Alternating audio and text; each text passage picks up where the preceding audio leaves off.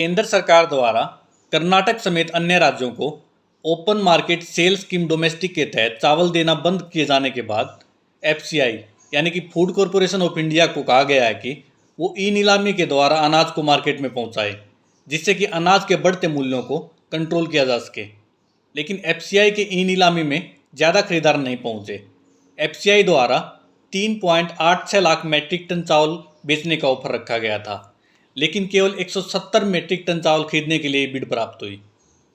5 जुलाई को एफसीआई द्वारा ई नीलामी के तहत लगभग 4 लाख मैट्रिक टन चावल बेचने का जो ऑफर था वो 19 राज्यों और उत्तर पूर्वी फ्रंटियर क्षेत्र के लिए था, जिसमें कि सबसे ज़्यादा पंजाब के लिए 1.5 लाख मैट्रिक टन चावल का ऑफर था। लेकिन एफसीआई को चावल खरीदने के लिए जो बिड प्राप्त हुई वो केवल 3 राज्यों से थी।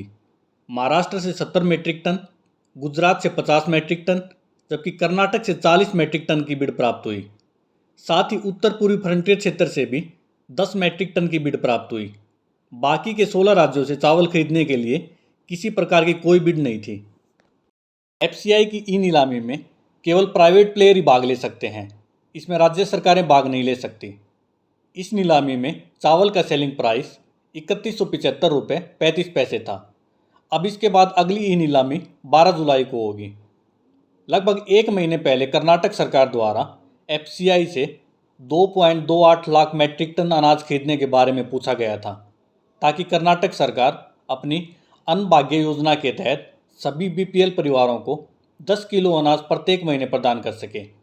लेकिन पहले तो 12 जून को एफसीआई ने कर्नाटक को 2.2 लाख मैट्रिक टन अनाज देना स्वीकार कर लिया, लेकिन केंद्र सरकार के आदेश के 2 दिन बाद एफसीआई ने कर्नाटक सरकार को मना कर दिया।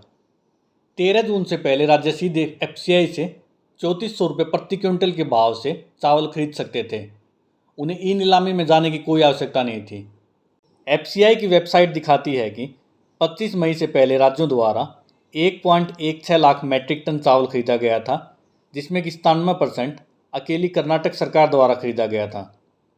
यह माना जा रहा है कि एफसीआई के पास कर्नाटक राज्य सरकार की चावल की डिमांड पूरी करने का एनफ स्टॉक था, लेकिन मुख्यतः 2 कारणों की वजह से केंद्र सरकार ने एफसीआई को कर्नाटक सरकार को चावल देने से मना किया।